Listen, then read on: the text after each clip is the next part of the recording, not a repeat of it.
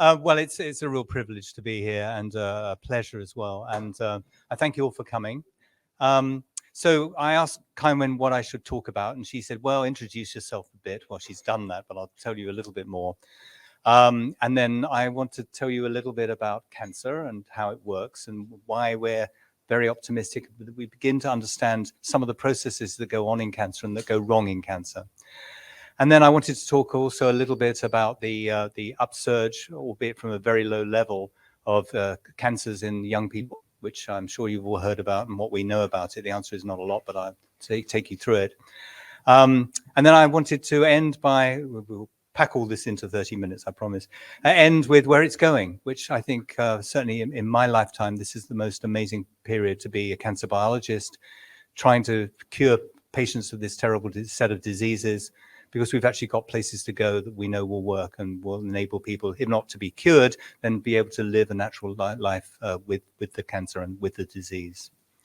So, yeah, the reason I got interested in cancer research, I got interested in cancer research before I knew what cancer was.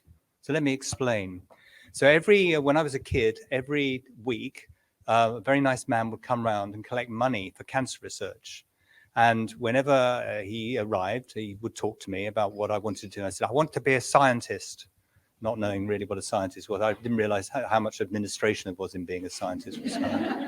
Okay, so I got fascinated by this, and I remember asking my dad what cancer is, and he said he didn't really want to talk about it. It's very unpleasant, blah, blah, blah, blah, blah. And then I went to see a movie called Fantastic Voyage. Now, I'm so old that no one in the audience will remember this or have seen this. This is about some people being miniaturized and put in a miniature submarine and injected into somebody's bloodstream, where they could, I can't remember what they did, but anyway, it was great fun. And they were wandering through, looking at white blood cells and red blood cells and watching red blood cells go from orange to blue and various other sort of things. And I came out of that, I remember thinking, okay, I'm not going to do dinosaurs when I grow up. I'm really not. I'm going to do this biology thing. And I put that together with cancer research, and I've been doing it all my life. So, but of course, cancer research is a broad church. There are a lot of things going on there.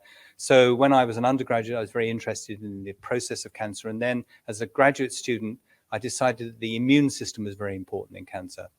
I then decided that it wasn't, which was a very bad move, because actually cancer immunology is now one of the most exciting areas of future cancer therapy around.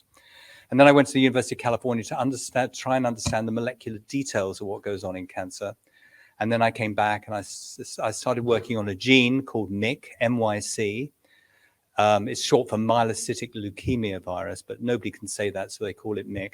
And I've been stuck on MYC for the last 35 years of my life, which is either a symbol of enormous diligence or just boring guy. But it turns out that MYC is the center of the universe, but we won't have time. You can ask me about it in question time if you really feel you have to. So what is cancer about? So cancer, as you know, is a common disease, and it's becoming more common, more of that later. It's associated primarily with growing old, but there are, of course, types of cancers that are rising in younger and younger people. We'll talk more about that in a minute as well. So what is it about cancer that's so interesting, and what is it that makes cancer so difficult to treat? Well, the first thing is that cancer cells are very like their normal counterparts. So cancer cells aren't immune to damage. They're not superpowered or anything else like that. You pour sulfuric acid on a cancer cell in a Petri dish, it'll die. There'll be no resistance emerging, nothing. You just can't do that inside a patient for obvious reasons. So it may seem trivial, but cancer cells are very like their normal counterparts. And that means finding therapies that discriminate between the abnormality and the normality is quite hard unless you really understand what's gone wrong in cancers. Now, the other thing about cancers is they're very rare. Now you think, hold on, why is he here? This guy's mad. But cancers can arise in an individual cell, or they do arise in an individual cell, and you contain about 100,000 billion cells. That's a big number. That's the same number as there are stars in 1,000 Milky Ways. I mean, it's a huge number. And any one of those in principle could undergo the processes that lead to cancer. And yet, most people still don't get cancer in the course of their lives. So we're dealing here with something that is common merely because the number of potential targets in which it can happen in your body are so huge. But actually, it's a very, very rare process. And it's even more wonderful when you think about it in some ways, because an elephant is 100 times the size of a human being. It's got 100 times more cells that we think would have 100 times more risk of getting cancer. You would never have an elephant. And as for a whale, well, every whale that's born is born as a lump floating in the ocean with cancer or riddled through it. But actually, that's not the case. So this tells us something very important. It tells us that cancer is not an inevitable thing, just the numbers game. We are protected against this disease by internal mechanisms. And we now know what many of those mechanisms are. So cancers are driven by processes that drive normal repair and injury of tissues.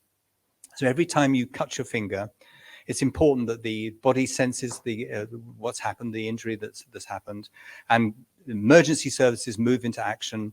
The white blood cells flood in, and the damaged epithelium, the surface of the tissue that was damaged by you cutting your finger, starts to go into an overdrive of proliferation. It drives the selection of new blood vessels, drives immune cells into the wound in case there's an infection and there's bugs there or anything else like that. And it leads to a very, very rapid growth and recovery. And everything that happens in that growth and recovery is the same thing as happens in cancers. So cancers aren't full of magical, new, awful, evil properties. They are hacked versions of normality. And it's understanding how the hacking works that is providing us with new methods of treating the disease. I hope that makes sense. So now there's also insights you get from the fact that cancers are hacked repair mechanisms. First of all, they're repair mechanisms, but they can't be turned off. And the reason they can't be turned off is because they're driven by mutations rather than signals from other cells. So when you cut your finger, signals from other cells tell the tissue that's damaged to go into overdrive and replicate. But those signals had to be conveyed by genes and proteins. And if those proteins get locked in the on position, it's a bit like you've got a car. What's the most important thing that your accelerator pedal does in your car? Well, you could say, well, obviously, you push your foot down and it starts the car moving. But equally important, I would say actually rather more important, is when you take your foot off the pedal comes back up and the car slows and stops. So the default position is to stop. Well, cancer is like having the pedal stuck down. Okay, the pedal's a normal component of a car. It's what happens to the pedal and how it's controlled that is damaged. And that is the problem that we're trying to understand in terms of cancer. Then there are also these things called tumor suppressors. These are genes that we know seem to have evolved, some of them with the express purpose, if you can use that word about evolved processes, currently the express purpose of suppressing cancers. And so, for example, there's a protein that suppresses cancer called P53, imaginative name. It's 53,000 Daltons, units of molecular mass, big, so it gets the name P53. So we could call it something fancy, like cancer bane or something like that, but we don't. We call it P53. It's easier to remember. Now, P53, you've got 2 copies of this gene in each of your genomes. Everyone around here has almost certainly got 2 copies of that gene. Elephants have got 12. So somehow it seems that having more copies of P53 is part of the way that elephants avoid cancer, even though they're 100 times bigger and 100 times therefore more likely to get cancer. So could you make human beings with more copies of P53? I don't know, they won't let us try, at least not for the moment. But there is the possibility that that's true, or that we can develop drugs that soup up the activity of P53, because P53 knows how to spot the difference between a cancer cell and a normal cell, because when activated by these mutations that cause cancer, it goes into overdrive and kills the affected cell very, very efficiently. But it doesn't kill normal cells. So we're in a great place in thinking about cancer, because we're understanding not just about the bits and pieces and the parts list of cancer, but we're beginning to understand, well, actually, we're a long way into understanding why cancers arise, what goes wrong, and how to put them right. Now, at the moment, we've got a lot of really cool drugs, and I'll come back to those, but we can't quite fix the problems in cancer. So, for example, this analogy of the accelerator pedal being stuck down and the car going all the time, you want to stop it. Well, what you really want to do if the accelerator is stuck down is mend the spring that drives it back up again when you take your foot off. But we don't know how to mend the spring in our cancerous systems. So the only thing we can do at the moment is hit it with a hammer and break it. Now, that actually does slow the car down eventually, but it does a bit of systemic damage, and it's not the way that we would like to mend things, okay? Which actually, sometimes it's the way I mend things, but we won't go into that. Okay. Who hasn't turned their computer off and then on again, just for God's sake? It works. So there's mysteries that are equally deep as cancer, believe me, so when it comes to laptops. So anyway, so we're in an era now, for the first time in my lifetime, where we can certainly be thinking about fixing cancer in patients by fixing the processes that have gone wrong, rather than just blasting it and hoping that we kill the cancer. So what are we going to do about the upsurge of cancers in the last 20, 30 years? So this is a very important point, a point that I wanted to talk to you about. And so I made some notes. I don't normally follow notes, but it's got so complicated, and I want to make sure that my facts are right, that I thought I'd read some notes. So there's been this upswing in incidence of cancer in the last 30, 40 years, which seems to increase every decade. There's more cancer around. Now, most of that's an increase in age and people living for longer and living with their cancer for longer. So, and better diagnosis. But there is this upturn in cancers arising in young people.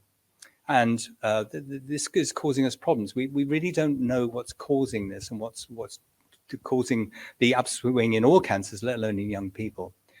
The trends seem to start sometime in the 1950s and 1960s. And it seems to be something to do with the wealthy diet and the wealth of countries, and probably diet and who knows, microplastic or various other things. But trying to work out what causes an upswing in something that's transgenerational is very, very hard. It takes at least a generation before you can be sure that something is happening, probably 2 or 3 generations before something bizarre is happening. And then you can't really do experiments. The only experiments you can do is sort of look around the world and say, are there any places where this is not happening? And actually there's one exception to the rule, I think one exception that's well documented, Japan, which is not undergoing this upswing. Now you think, okay, well, that's easy then. What do the Japanese do that's different from everybody else? And of course, what do the Japanese do that's the same as everybody else? Because one can protect and the other can predispose. But it's not so easy. You get things like, well, they eat a lot of fish. Well, great. But there are Western countries that eat a lot of fish as well. I mean, in Finland, every time I go there, I have fish. It's usually the same fish, but anyway, yeah, that's right. So these things are very, very hard to work out. The best guess is it's something to do with diet. And the reason that's a guess, that's a reasonable guess, is because most of the upswing in cancers in the last 30 or 40 years are in tumors or cancers of the gastrointestinal system. That is the gut, upper and lower gut, and then attendant organs that grow from the gastrointestinal system, like the liver and the pancreas and various organs and gallbladder and things like that. But we're a long way from really understanding this. And as I say, the reason that we're a long way from really understanding it is you can't do experiments on humans. They won't let you, thank God, okay? You can't, for example, breed a group of humans that have a Japanese diet and a group of humans that eat steak every night.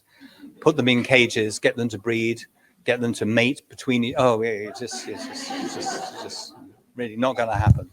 Thank God. Okay. So, and then you can't do these experiments in the best model we've got for cancer, a whole organism cancer, which is the mouse, because mice don't eat steak. They eat mouse chow. And feeding them steak, the best we can do is give them a high-fat diet or a low-fat diet. And the reports come back mixed. Are they more prone to cancer in a high-fat diet than a low-fat diet? And maybe, maybe not. But these experiments take a long time. And there's statistically very, very marginal differences and changes.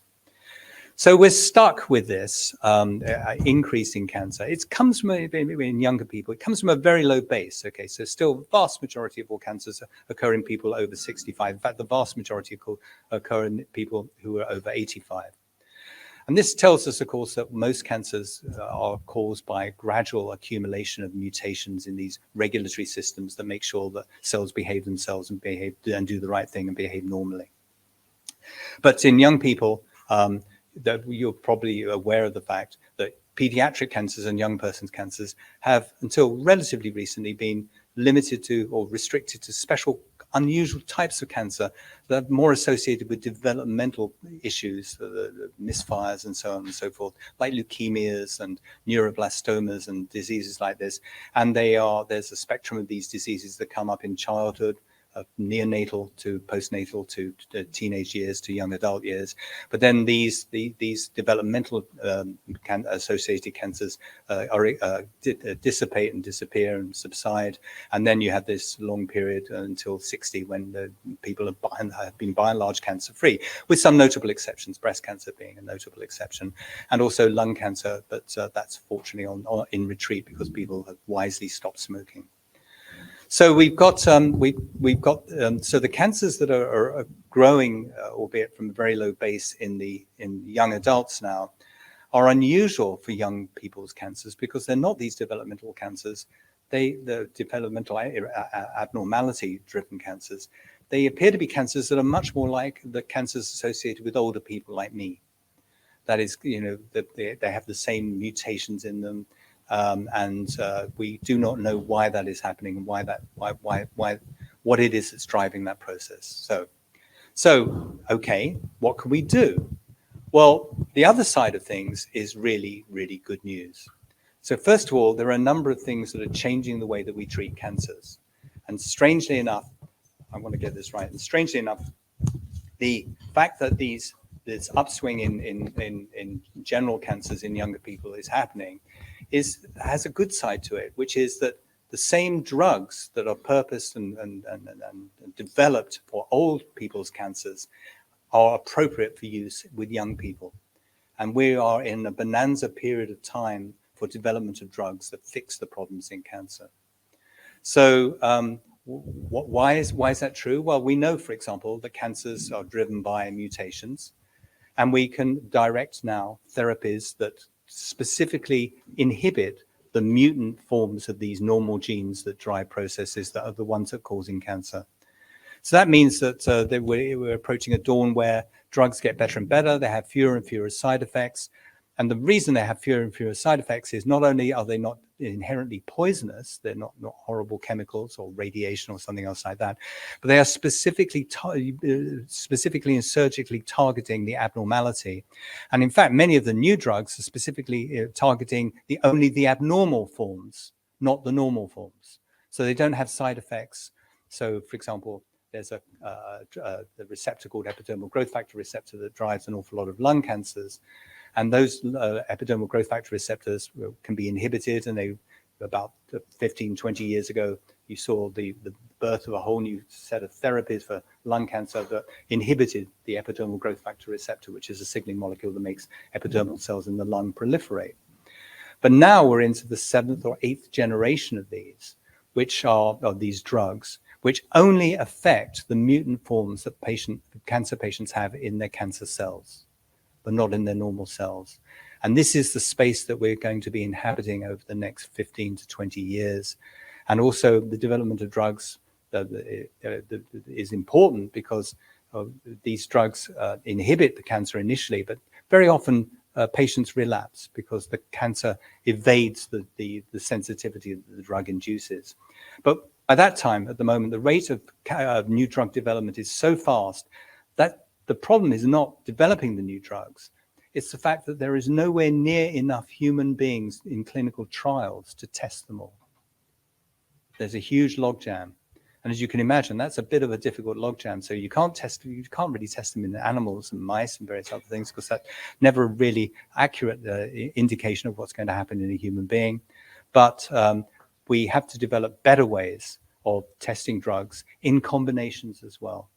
And there aren't enough humans in clinical trials to do that. So you can see the irony of this. We've got more drugs than we can ever test. But what's happening now is a huge number of changes, for example, in computational biology, where you don't have to use a human patient anymore. You can use very good predictive AI algorithms to simulate what the effect of a cancer drug will be in a cancer patient. And also not only what the effect of the drug will be now, but also how likely will be a relapse due to the genesis of resistance to those drugs, and then what drugs to put people on as a secondary therapy and a tertiary therapy and a quaternary therapy. So that's really exciting. And when I started my life as a cancer biologist, as a graduate student looking at tumor immunology back in the whenever it was a number. Okay. It was like banging your head against a brick wall. You know, patients, we had radiotherapy, we had classical chemotherapy. There's no way to treat our fellow human beings, as you know. And these are inaccurate drugs and they have side effects. And we're now, for the first time, in an era which I never thought we would be in, quite honestly. I mean, I spent my life working on this, hoping and trying to understand how cancer cells go wrong and what goes wrong in cancer cells. I never really thought we would be where we are now in my lifetime. And it's just getting better. The other thing that's really undergoing a transformation now is early detection. So early detection is particularly important in young people's cancers because, as you probably know, doctors are not really, GPs not really trained to look for cancer in people in their 20s, 30s and 40s. It's just so rare, and GPs haven't necessarily been looking very carefully and never been trained to look for cancer in young people. But that's changing. And also the testing and non-invasive testing and imaging and various other things is just going through the roof. So there is a new blood test by Grail, which the NHS may be winding out. You can never tell whether the money's available and whether it's going to be done or not. But is something like 80% accurate in determining from a blood test whether a patient has incipient cancer. And in fact, the problem with some of these tests now is they're so sensitive that they can find individual cells in your bloodstream which are shed by something that isn't even a cancer yet. So, of course, you know, the problem then is over-treatment and over-therapy and doing surgery on little lumps and bumps that are never going to form cancers. But I think we're getting sorted out with that as well. So we don't need to use human beings. In the next 10, 15 years, we'll be using computer models, complex computer models. We will have blood with scans which are non-invasive, imaging, MRI, and ultrasound, and so on and so forth. You're familiar with, but also blood tests. Imagine blood tests. You could blood test everybody every year. It will happen because not only is the test becoming more accurate and more sensitive, but also the cost of the things is becoming cheaper and cheaper and cheaper. So we're in a bit of a bonanza time, and I think we're lucky to be in this time. Of course, people will still get cancer, and these therapies will take time to come along. But there is good news on the horizon, certainly for the future. And I certainly hope that my children, I got told off for saying this because people thought I was talking about children. They're my children. They're 30 and 31. I don't think they're going to be worried about cancer in the future. They've got other things to worry about, and I can't tell you about those because they're things like climate change and everything else, and I can't fix that. And even if I spent my life on that, I wouldn't know how to fix it. But I think the world is in a better place in terms of cancer treatment for the future, and we will hurry and do it as quickly as possible for you. But things take time, as you know. These drugs are complicated, they're expensive, but we will do it, and we will cure cancer, and we will conquer cancer in the future. So rest assured, we'll do our very best, and we'll stay doing our very best. I'm very happy to take any questions.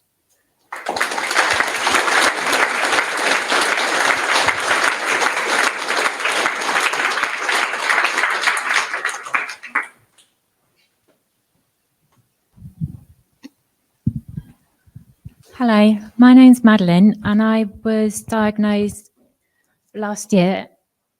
Yeah, it's working.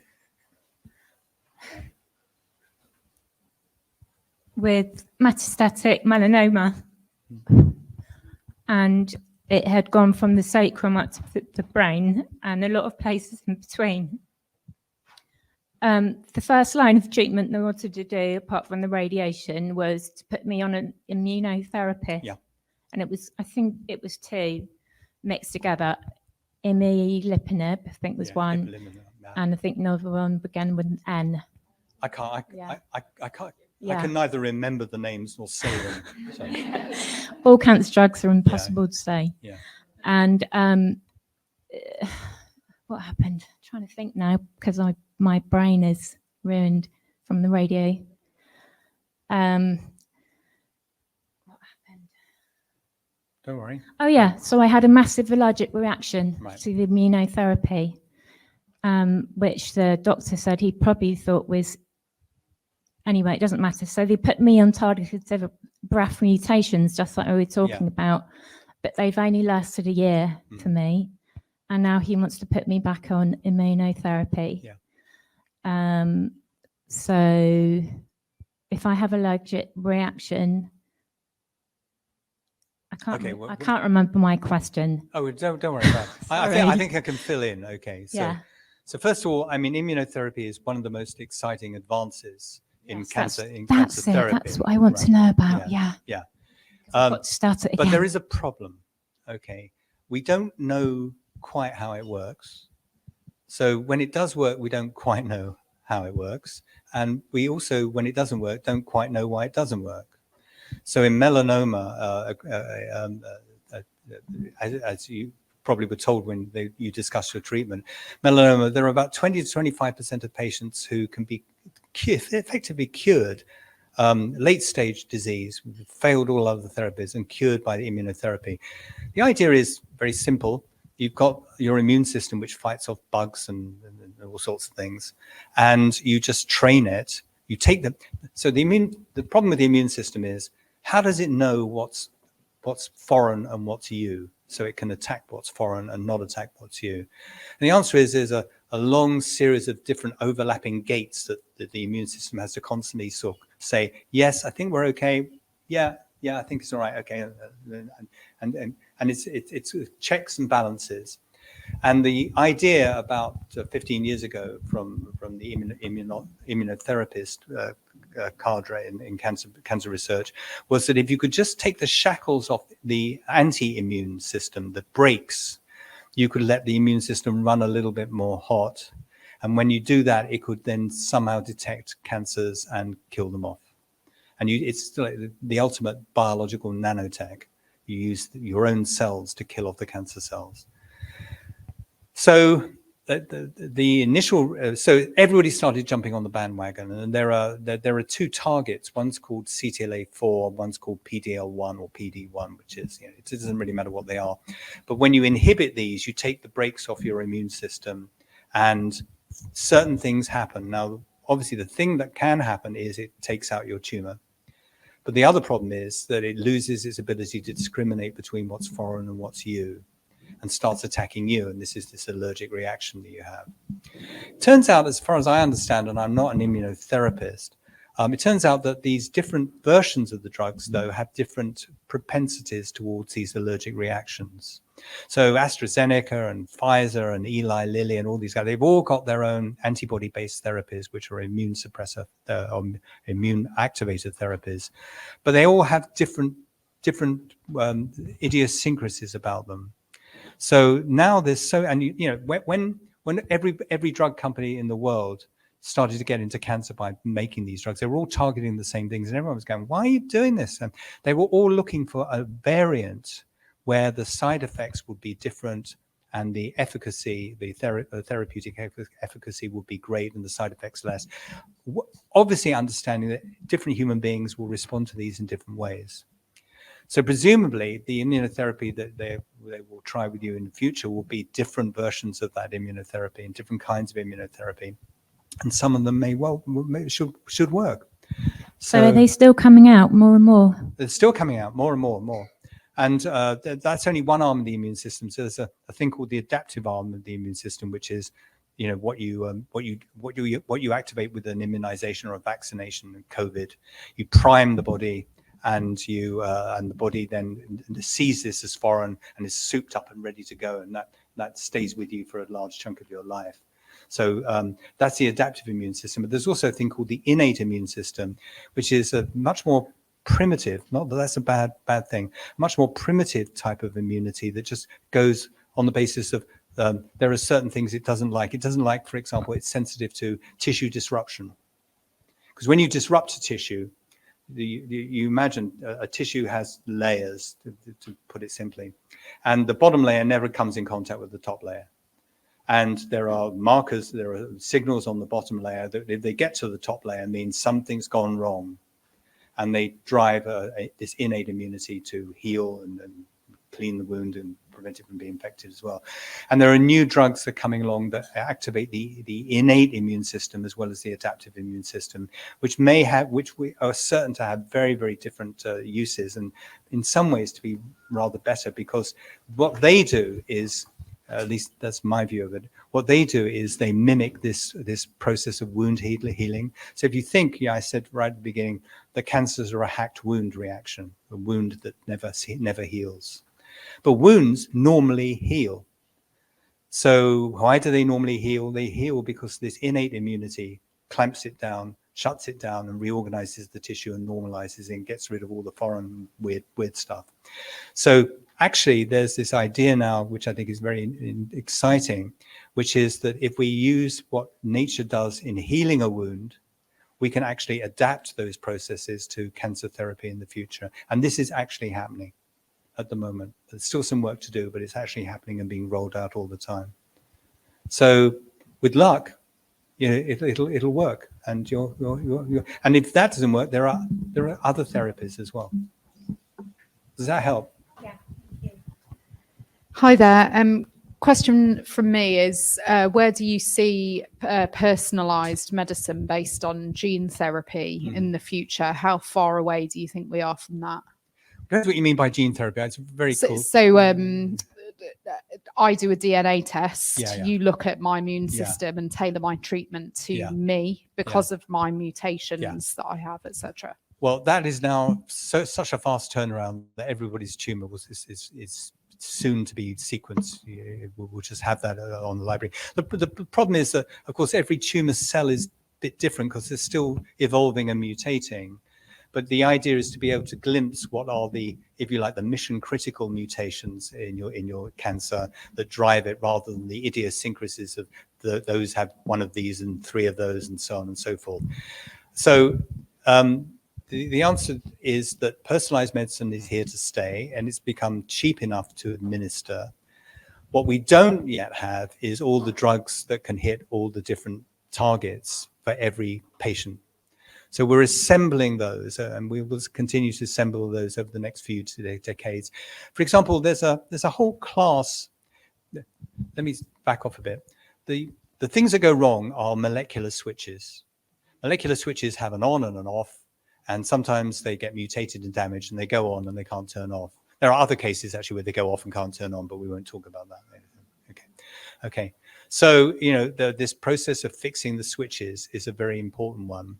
And we have developing different ways of fixing different switches, but there's a whole class of switches that we don't yet have. We don't have inhibitors of. So they switch things on and they switch things off. And when they switch things on, you get cancer, and we need to inhibit them. But these are called. But we don't make drugs yet. We don't know how to make drugs against them. These things called transcription factors, and they are things that turn genes on, rather than other biological processes.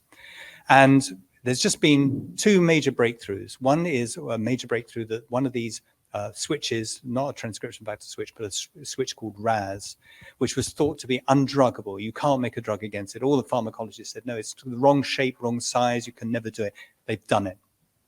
So this is one of the commonest genes that gets mutated, proteins that gets mutated in all cancers, or nearly all cancers, and we can now inhibit it. And it's coming along. The clinical trials are coming out, and it's curing some people. It's putting a lot of tumors at bay, and we're working out how to use it with immunotherapy, for example, to get a combinatorial effect.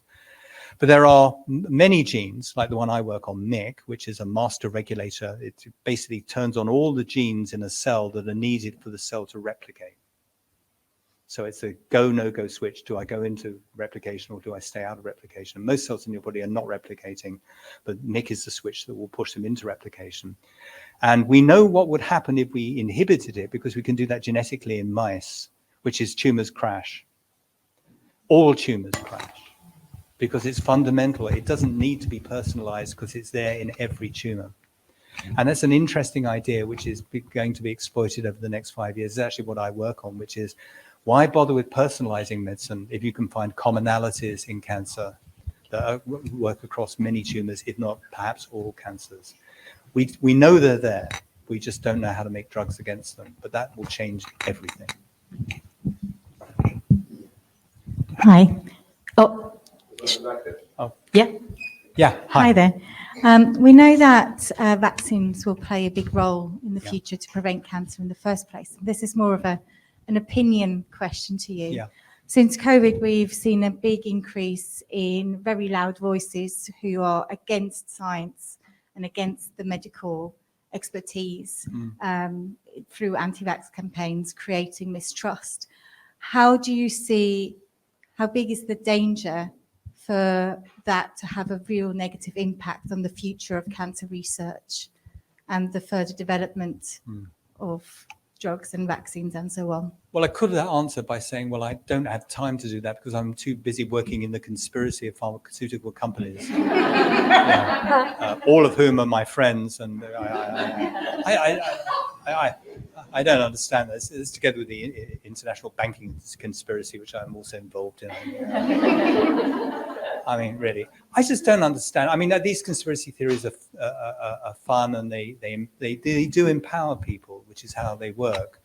But I really don't understand what's wrong. I mean, immunization has been possibly with antibiotics the greatest medical advance that humans have ever made.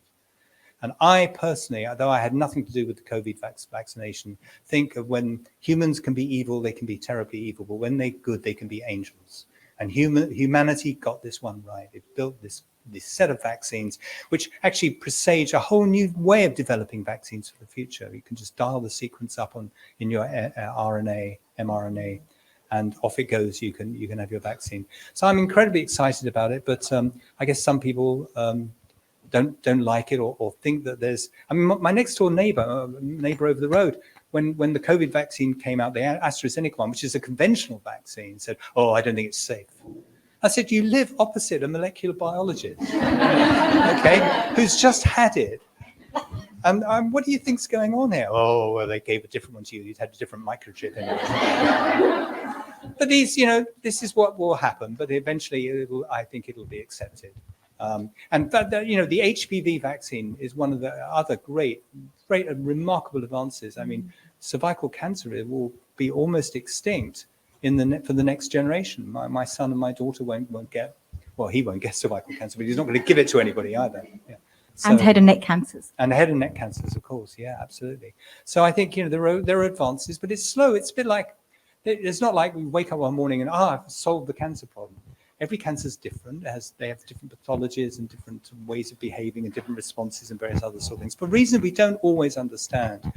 But there are commonalities that we can target, which may find those differences irrelevant. All cancers will be the same to MYC and RAS and things like that, for example, perhaps. We hope so anyway. And then vaccines, great, and bring it on, as far as I'm concerned. So. Is it me? Yeah, thank you. So I'm not sure how much is related, but when you mentioned earlier about how our body know about good or bad cells and all that, basically, I'm sure some people could relate, but I had Hodgkin lymphoma, and I did relapse about 1.5 year time. And when I went through the first chemos, after that, I could. Because of the chemos, I could only have now irradiated blood. Yeah. And I think in some cases it's a few years or something, but for me, they said it's a lifetime. And what I really got surprised about is I thought it's all in the UK NHS system. And turned out, as far as I know, it's just only in the counties data, which is really worrying, if you know what I mean. Especially if you let's say I just go down to Somerset and I have an accident, no one knows I need irradiated blood. Wow. Well, I'm not a lymphomologist, so but I do understand what you're saying. And you're asking me a question about what's wrong with the NHS. No, it's just genuinely it's, surprised me. Well, it surprises me too. But a lot of I work with a lot of clinical oncologists, and my son is one, for example. Where he's surprised every day. On the other hand, he's also surprised by how amazingly kind and hardworking are people in the NHS for their patients. And that actually is pretty good. I mean, I spent half my life in the USA, whereas if you didn't have a decent job, you didn't really get much health cover at all. So, you know, at least we don't believe in that. We believe in the fact that health is a right and should be applied equally to everybody, which I fervently would give my life to support that. But, you know, these idiosyncrasies do occur mainly because of, you know, the individuality of different centres and health trusts and various other sort of things. On the other hand, you know, there's a lot more continuity across the NHS. So, for example, if we take a disease like lung cancer, there's a thing called Tracer X that my colleague at the Crick, Charlie Swanton, who's an oncologist, lung oncologist at UCL and the Crick, he's built. And this is a huge trans-country, or across the country and now trans-country investigation of the different mutations that arise in lung cancers, and not only that form the lung cancers, but then when after treatment the lung cancers the patients relapse, what the new mutations are and where they go and everything else. You can generate these trees and develop predictive algorithms so that you're there with the next drug before the cancer gets there first. Okay, which is the way that we want to be. We want to be in charge of this thing, not it. Okay, and that's run across the entire health system in this country brilliantly. But part of it's because a lot of the people involved in the regional medical centres that are involved in this Tracer X trial are just saying, screw it, we're just going to do it. We're probably the line manager says, no, you can't, there's no money for it, and they're going to do it anyway. So we've got a health service, I think, which is powered by amazing goodwill and wonderful people and wonderful patients. So that's all I can say. There are errors that creep into the system, but they're not intentional. But you're a lobbying group now. You can lobby that. Yeah, to be honest, to be fair, I originally from Hungary. I must say I'm in awe with NHS, and thank you so much from the bottom of my heart for the whole system, because they were being brilliant. Between my two cancer, I basically ended up in Hungary because my dad got diagnosed, and I done with him the whole story. I wasn't naive. I knew he's not gonna be as well looked after, but it was just another end of the story, basically. So I'm like so grateful I'm here, and I had to have a stem cell transplant 3 months ago. Right, okay. So I don't think they offer it in Hungary. So No. I'm really glad to be I mean, here. there are a lot of things that are very difficult about pharmacology, and particularly cancer pharmacology. For example, these new drugs cost a fortune when they first come out. On the other hand, well, somebody's got to pay for it, okay? And the governments won't pay for it. They privatize that out in the pharmaceutical companies. And I'm not making a value judgment here whether I think that's good or that's bad. This is just the way it is. But there is a real silver lining in this, because the patents don't last for very long, because it takes so long to develop the drug and market it and do all the other stuff and get it and do the clinical trials and stuff like that. The patentable history of use is maybe a decade, sometimes less than that. And then those drugs become just another white powder that anyone can make. So these new advances do quite rapidly, relatively speaking, get distributed into the health system and become much, much cheaper. But it's not the way we would like to do business, because we want the best drugs for everybody. I completely understand that, but the resources are not available to do that. Or at least I'm told by our political masters the resources are. There's a question here. Sorry. No. Oh, sorry. Yeah. Hi. Yeah. My name's Hannah, and I've Hi, got, Hannah. amongst other things, a brain tumor. Brain tumors are sort of the biggest cancer killer for people under the age of 40. Yeah. How, and I know that the funding going into brain cancer treatment is much smaller than a lot of the other cancers. The treatments that you've been talking about developing today, how much of that applies to brain tumors? Because I know that obviously brain tumors, because you've got the blood-brain barrier and so on, the treatments are often slightly different. How much of the sort of hopeful messages that you've got can we apply to brain tumors? Well, I think there's two issues here. One is, do brain tumors need different drugs because of the mutations that they've got, or do they need different ways of administering the drug because of the blood-brain barrier? It's by and large the processes that give rise to brain tumors are very similar to the process that give rise to other solid tumors. It's just getting the drugs into the blood-brain barrier, across the blood-brain barrier, can be very difficult and very challenging. But there's a lot of pharmacology gone into that now, and an awful lot of improvements have taken place. Ways of administering the drug directly to the central nervous system. So I think it's not that the glioblastomas or brain tumor, whatever different type of brain tumors there are inherently different biologically, and therefore they shouldn't be that inherently different pharmacologically.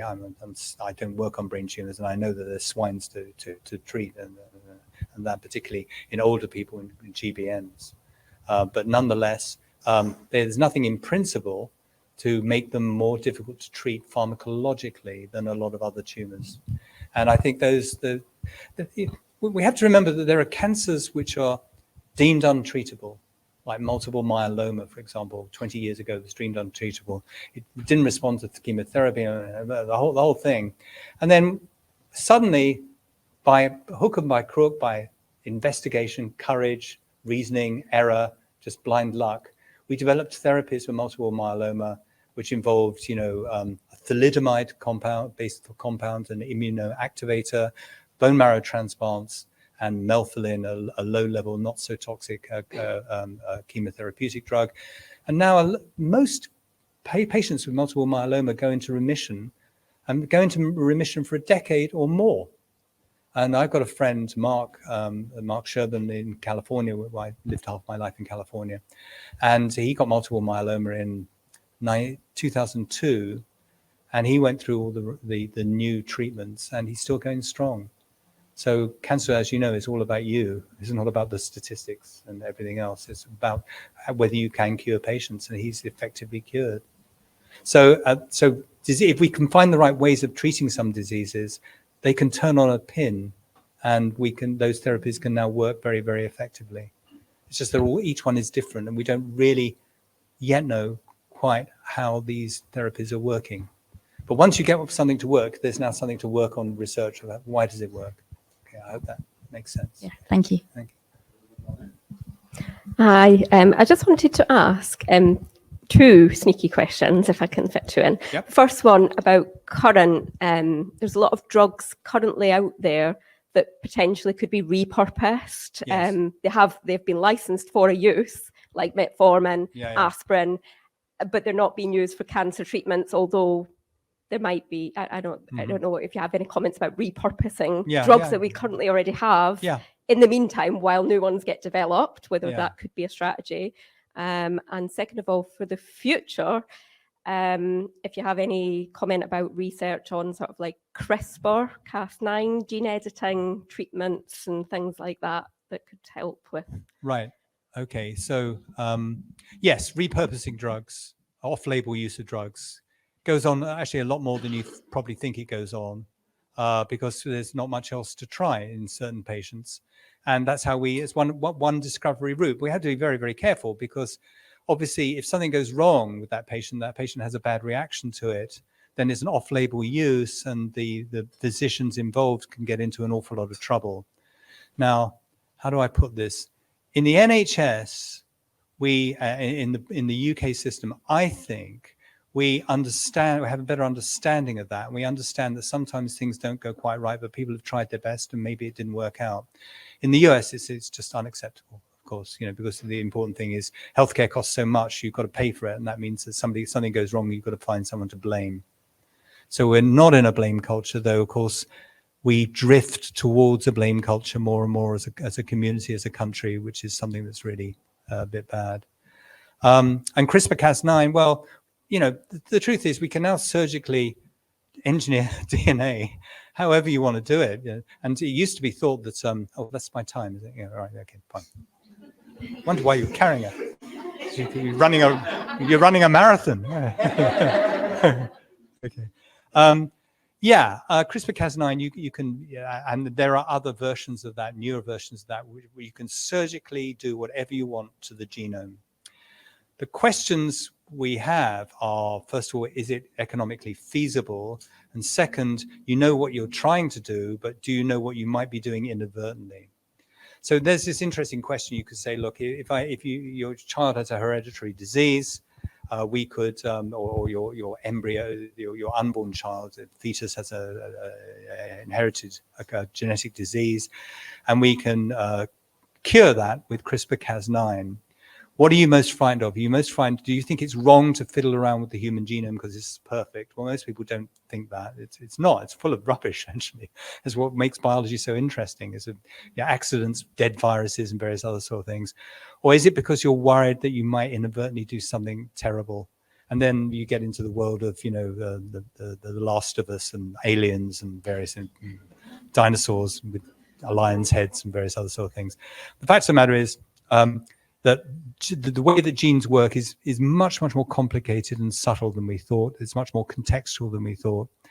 And we're having to learn about the higher order organization of genes and how they interact and what the consequences of mucking around with them are. But for example, do I think it would be possible to put in extra copies of this tumor suppressor P53 into the human genome? Well, I don't think the Pope would allow it, but of course it would be possible. Might it be a sensible thing to do? I think certainly when one can think of science fiction, if it could reduce cancer risk for the population at large without any negative side effects, and elephants seem to do okay, then why not do it? But there's still this chilling fear of mucking around with the human germline, which I quite understand. So the question is, you can do anything you want now. You can muck around any way you want. Whether it's safe is still unclear, but becoming clearer. Whether or not it will ever be allowed is something totally different. And quite rightly, this will make a big change, genetically engineering human beings, even though. One last question. Yeah. Oh, hi. I was just asking, want to ask a quick question. I found it since I've had the chemotherapy and trying to move on with my life, thinking about like, what can I do to help? And it's just a minefield of different views. So particularly about things like diet and what makes cancer grow and will suppress it. And I'm like, should I stop eating carbs, sugar? Should I be doing all this alkaline stuff? And I just was interested in, we've only got a minute, haven't we? But just your view kind of on those types of things and how much science there is behind them, I guess. Well, you can shift the dial on various things. Okay, it's still a numbers game. Okay, you can eat the low-fat diet and do all the right things and do marathons and exercise and everything else and still come down with cancer. So you can move the dial a little bit. But for me, it's very simple, which is, do what you like doing. Every day is precious, right? Just enjoy it. It's so wonderful,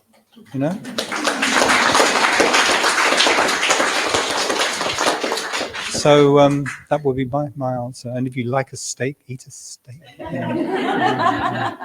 Right. Yeah, have a glass of wine. Yes, absolutely. Life is to be lived. And there's wonderful people around in the world to live it with. So. Microphones died, but thank you so much, Gerard. That was amazing and really interesting. I hope everyone liked it. Can we just say thank you again?